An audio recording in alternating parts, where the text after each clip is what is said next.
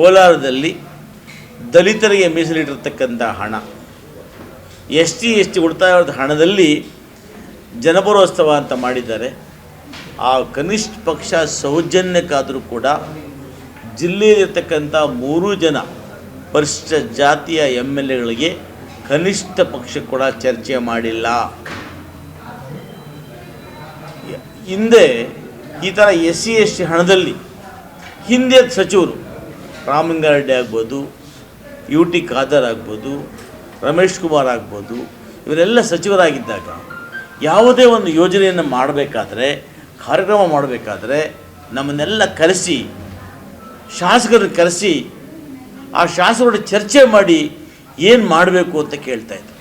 ಹಾಗೆಯೇ ಬಡ್ಜೆಟ್ ಸಮಯದಲ್ಲಿ ಬಡ್ಜೆಟ್ ಬಂದಾಗ ಆ ಸಚಿವರು ಆ ಎಲ್ಲ ಶಾಸಕರನ್ನು ಕರೆದು ಜಿಲ್ಲೆಗೆ ಏನೆಲ್ಲ ಅನುಕೂಲ ಇದೆ, ನಾನು ಏನು ಬೇಡಿಕೆ ಕೊಡಬೇಕು ಅಂತ ಚರ್ಚೆ ಮಾಡ್ತಾಯಿದ್ರು. ಈ ಸಚಿವರು ಕನಿಷ್ಠ ಪಕ್ಷ ಸೌಜನ್ಯಕ್ಕೆ ಕೂಡ ಚರ್ಚೆ ಮಾಡೋದಿಲ್ಲ.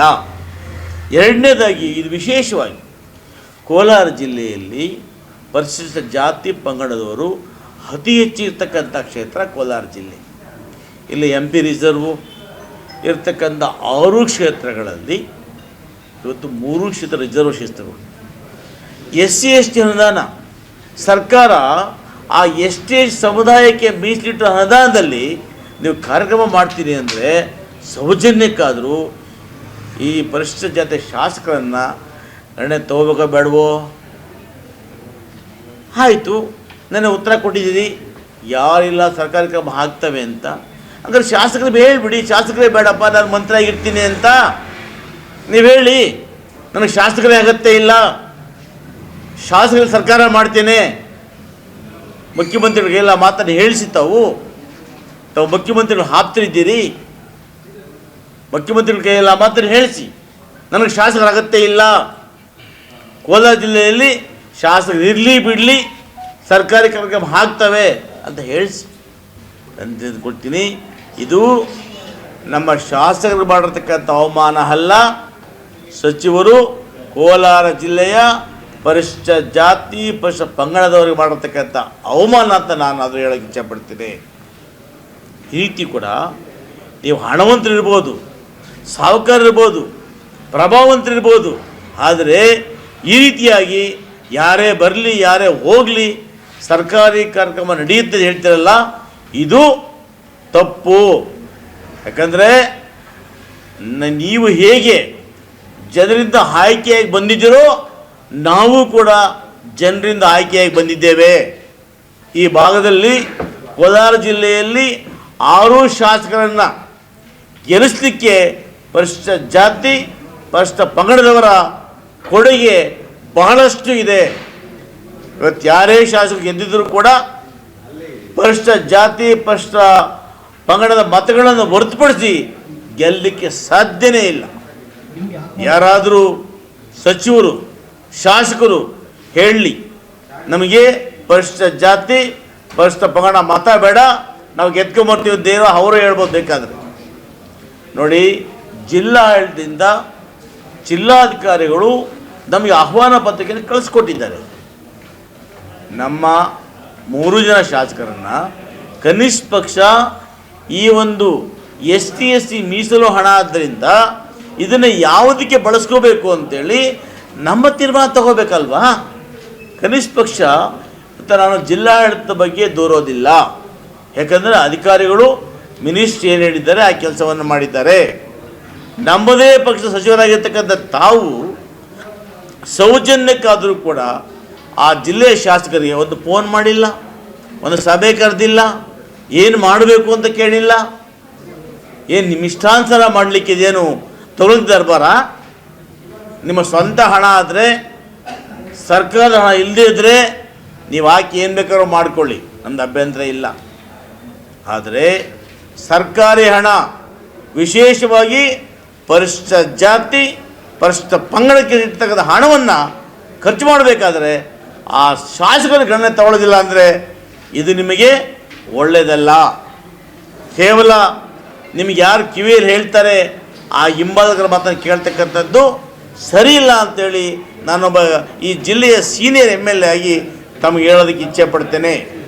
ಎರಡನೇದು, ಇವತ್ತು ನಾನು ಕೋಲಾರ ಜಿಲ್ಲೆಯಲ್ಲಿ DCC ಬ್ಯಾಂಕ್ನಲ್ಲಿ ಕಳೆದ 5 ವರ್ಷಗಳಲ್ಲಿ ಲಕ್ಷಾಂತರ ಮಹಿಳೆಯರಿಗೆ ಸಿದ್ದರಾಮಣ್ಣನ ಆಶೀರ್ವಾದದಿಂದ ಬಡ್ಡಿ ಇಲ್ಲದೆ ಸಾಲ ಕೊಟ್ಟು ಅಂಥ DCC ಬ್ಯಾಂಕ್ ಚುನಾವಣೆ ಮಾಡಲಿಕ್ಕೆ ಅನೇಕ ಮಹನೀಯರು ನಿಮ್ಮ ಆಪ್ತರು ಅಡ್ಡಗಾಲಾಕಿ ಅದು ಚುನಾವಣೆ ಮಾಡಲಿಲ್ಲ.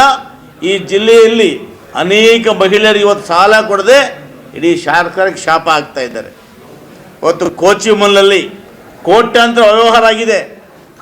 ಒಂದು ಆ ಸೋಲಾರ್ ಫೆನ್ಸಿಂಗ್ ಆಗ್ಬೋದು, ನಿಮ್ಮ ಗೋಲ್ಡನ್ ಡೈರಿ ಆಗ್ಬೋದು, ಅಪಾಯಿಂಟ್ಮೆಂಟ್ಸ್ ಆಗ್ಬೋದು, ಸಾಗಾಣಿಕೆ ಆಗ್ಬೋದು, ನೀರು ಸಾಗಾಣಿಕೆ ಆಗ್ಬೋದು, ಹಾಲು ಸಾಗಾಣಿಕೆ ಆಗ್ಬೋದು, ಆಮೇಲೆ ಟೆಂಡರಿಂಗ್ ಆಗ್ಬೋದು. ಇವೆಲ್ಲರಲ್ಲೂ ಕೂಡ ಅನೇಕ ಲೋಪದೋಷಗಳಾಗಿದ್ದಾವೆ. ಇವತ್ತು ಇದನ್ನು ಎನ್ಕ್ವೈರಿ ಮಾಡಿ ಅಂದರೆ ನೇರವಾಗಿ ಸ್ಪಷ್ಟವಾಗಿ ಕಂದಾಯ ಕಾನೂನನ್ನು ಉಲ್ಲಂಘನೆ ಮಾಡಿ ಜಮೀನನ್ನು ಮಂಜೂರು ಮಾಡಿರ್ತಕ್ಕಂಥದ್ದು ಕಣ್ಣದಲ್ಲಿದ್ದರೂ ಕೂಡ ನೀವು ಜಿಲ್ಲಾ ಮಂತ್ರಿಗಳಾಗಿ ಗಮನ ತಗೊಳ್ತಾ ಇಲ್ಲ. ಇವತ್ತು ಬಡವರ ಬಗ್ಗೆ ಇರ್ತಕ್ಕಂಥ DCC ಬ್ಯಾಂಕು, ಹೆಣ್ಣುಮಕ್ಕಳ ಬ್ಯಾಂಕು, ರೈತರ ಬ್ಯಾಂಕು, ಅಂಥ ಬ್ಯಾಂಕ್ ಚುನಾವಣೆ ಮಾಡದಿದ್ದರೂ ಕೂಡ ನೀವು ಚುನಾವಣೆ ಮಾಡೋ ಮಟ್ಟಕ್ಕೆ ಹೋಗ್ತಾ ಇಲ್ಲ. ಇಷ್ಟೊಂದು ಕೋಟ್ಯಾಂತರ ರೂಪಾಯಿ ಹಗರಣ ಮಾಡತಕ್ಕಂಥ ಮಿಲ್ಕ್ ಯೂನಿಯನ್ಗೆ ತರಾತುರಿಯಲ್ಲಿ ಚುನಾವಣೆ ಮಾಡಲಿಕ್ಕೆ ಸಹಕಾರ ಮಂತ್ರಿಗಳು ಹೊರಟಿದ್ದಾರೆ. ಇದು ಖಂಡಿತ ಕೂಡ ಶೋಭೆ ತರುವಂಥದ್ದಲ್ಲ. ನಾನು ಸಹಕಾರ ಮಂತ್ರಿಗಳನ್ನು ಕೇಳ್ತೇನೆ, ಗೌರವಾನ್ವಿತ ಹಿರಿಯರಾಗಿರ್ತಕ್ಕಂಥ ರಾಜಣ್ಣ ಸಾಹೇಬರವರೇ, DCC ಬ್ಯಾಂಕಿಂದ ಬಡ ಮಕ್ಕಳಿಗೆ ಅನುಕೂಲ ಆಗ್ತಾ ಇತ್ತು, ಹೆಣ್ಮಕ್ಳಿಗೆ ಅನುಕೂಲ ಆಗ್ತಾ ಇತ್ತು, ಆ ಸೊಸೈಟಿಗಳಲ್ಲಿ ರೈತರಿಗೆ ಅನುಕೂಲ ಆಗ್ತಾ ಇತ್ತು. ಅಂಥ ಬ್ಯಾಂಕ್ ಚುನಾವಣೆ ಮಾಡಲಿಕ್ಕೆ ಅಡ್ಡಗಾಲಾಗ್ತೀರಿ. ರೈತರಿಗೆ, ಬಡವರಿಗೆ, ಈಗ ಆಲ್ಗಿರ್ತಕ್ಕಂಥ ಹೆಣ್ಮಕ್ಳಿಗೆ, ಅಂಥ ಹೆಣ್ಮಕ್ಳಿಗೆ ಇವತ್ತು ಕೋಟ್ಯಾಂತರ ರೂಪಾಯಿ ಏನು ಆ ಮೇಲ್ನೋಡಿ ಕಾಣಿಸ್ತಾ ಇದೆ. ಆ ಜಮೀನನ್ನು ಆ ಕಾನೂನು ಇಲ್ಲದೇ ಇದ್ರೂ ಕೂಡ ಕಮರ್ಷಿಯಲ್ ಬಳಸ್ಕೊಂತ ಕಾನೂನು ವಿರೋಧ ಅಲ್ವಾ? ಯಾವುದೇ ಅನುಮತಿ ಇಲ್ಲದೆ ಗೋಲ್ಡನ್ ಡೈರಿ ಕಟ್ಟಿದರೆ ಅದು ವಿರೋಧ ಅಲ್ವಾ? ಇವತ್ತು ಬೇಕಾದವ್ರು ಟೆಂಡರ್ಗಳನ್ನು ಕೊಟ್ಟು ಬೇಕಾದರೂ ಹಾಲು ಸಾಗಾಟ ಮಾಡ್ತೀವಿ ಅಂತೇಳಿ ಕೋಟ್ಯಾಂತರ ರೂಪಾಯಿ ಮಾಡ್ತಕ್ಕ ಅದು ಹಗರಣ ಅಲ್ವಾ? ಇವ್ಯಾವುದನ್ನು ಕೂಡ ತಾವು ಗಮನ ತಗೊಳ್ತಾ ಇಲ್ಲ. ತರಾತುರಿಯಲ್ಲಿ ಅದು ಎಷ್ಟು ಕರೆಯೋದು, ಚುನಾವಣೆ ಮಾಡಿ ಅಂತ ಹೇಳೋದು. ಸ್ವಾಮಿ, ಅದನ್ನೇ ತನಿಖೆ ವಹಿಸಿ ಒತ್ತಾಯ ಮಾಡ್ತಾ ಇದ್ದೀವಿ. ತನಿಖೆ ಆಗಲಿ ಗೊತ್ತಾಗುತ್ತೆ. ಇದೆಲ್ಲ ಮೇಲ್ನೋಟಿಗೆ ಗೊತ್ತಾಗ್ತಾ ಇದೆಯಲ್ಲ, ಮೇಲ್ನೋಟಿಗೆ ಇದೆಯಲ್ಲ ಸ್ವಾಮಿ. ಜಿಲ್ಲೆಯಲ್ಲಿ ಏನಾಗ್ತಾ ಇದೆ, ಜಿಲ್ಲೆಯ ರಾಜಕಾರಣ ಕೇವಲ ಒಬ್ಬ ಇಬ್ಬರ ಕೈಯಲ್ಲಿ ಕಪ್ಪಿಕೊಂಡಿದೆ. ಜಿಲ್ಲೆಯ ರಾಜಕಾರಣ ಕೇವಲ 2-3 ಕೈಯಲ್ಲಿ, ಬಲಾಢ್ರ ಕೈಯಲ್ಲಿ ಇವತ್ತು ಸಿಕ್ಕಾಕೊಂಡು ಆ ಜಿಲ್ಲಾ ರಾಜಕಾರಣ ಇವತ್ತು ಕುಲುಗೆಡ್ತಾ ಇದೆ. ಆ ಸಚಿವರು ಕೂಡ ಕೇವಲ ಒಬ್ಬರಿಬ್ಬರು ಮಾತನಾಡಿಕೊಂಡು ಇವತ್ತು ಜಿಲ್ಲೆಯ ಅಭಿವೃದ್ಧಿ ಬಗ್ಗೆ ಹೆಚ್ಚು ಗಮನ ಹರಿಸ್ತಾ ಇಲ್ಲ ಅಂತೇಳಿ ನಾನಾದರೂ ಭಾವಿಸ್ತೇನೆ. ನಾವೇನಾದರೂ ಕೂಡ ಕ್ಷೇತ್ರಗಳಲ್ಲಿ ಕೆಲಸ ಮಾಡ್ತಾ ಇದ್ದೀವಿ ಅಂದರೆ ನಮ್ಮ ಸ್ವಂತ ಸಾಮರ್ಥ್ಯದ ಮೇಲೆ ಗೌರವಾನ್ವಿತ ಮಂತ್ರಿಗಳಲ್ಲಿ ಮನವಿಯನ್ನು ಮಾಡಿ ಅನುದಾನದ ಕೆಲಸ ಮಾಡ್ತಾಯಿದ್ದೀವಿ. ಈ ಬಡ್ಜೆಟ್ ವಿಷಯದಲ್ಲೂ ಕೂಡ ಇಷ್ಟು 2 ಬಡ್ಜೆಟ್ ಆಗಿದೆ. ಯಾವತ್ತೂ ಕೂಡ ಸಚಿವರು ನಮ್ಮನ್ನು ಕರೆದು ಈ ಶಾಸಕರು ಕೂರಿಸ್ಕೊಂಡು ಜಿಲ್ಲೆಗೆ ಏನೆಲ್ಲ ಬೇಕು, ಏನು ಮಾಡಬೇಕು ಅಂತ ಇದುವರೆಗೂ ಕೇಳಿಲ್ಲ. ನಾನು ಆ ವಿಚಾರದ ಬಗ್ಗೆ ಹೇಳೋದಕ್ಕೆ ಇಚ್ಛೆ ಪಡೋದಿಲ್ಲ. ಹೇಳೋದು ಸರ್ಕಾರಕ್ಕೆ ಬಿಟ್ಟಿದ್ದು, ಮುಖ್ಯಮಂತ್ರಿಗಳಿಗೆ ಬಿಟ್ಟಿದ್ದು. ನಾನು ಈ ಜಿಲ್ಲೆಯ ಒಬ್ಬ ಪರಿಶಿಷ್ಟ ಜಾತಿಯ ಶಾಸಕನಾಗಿ ಪರಿಶಿಷ್ಟ ಜಾತಿಯ ಜನಾಂಗದ ಹಿತರಕ್ಷಣೆಯನ್ನು ಕಾಯಬೇಕಾದ್ದು ನನ್ನ ಖಾದ್ಯ ಕರ್ತವ್ಯ, ಮೊದಲನೇ ಕರ್ತವ್ಯ. ತದನಂತರ ಎಲ್ಲ ಜಾತಿಯವರನ್ನು ಕೂಡ ಸೇರಿಸ್ಕೊಂಡು ಅವರ ಹಿತವನ್ನು ಕಾಯ್ತಕ್ಕಂಥದ್ದು 2ನೇ ಕರ್ತವ್ಯ.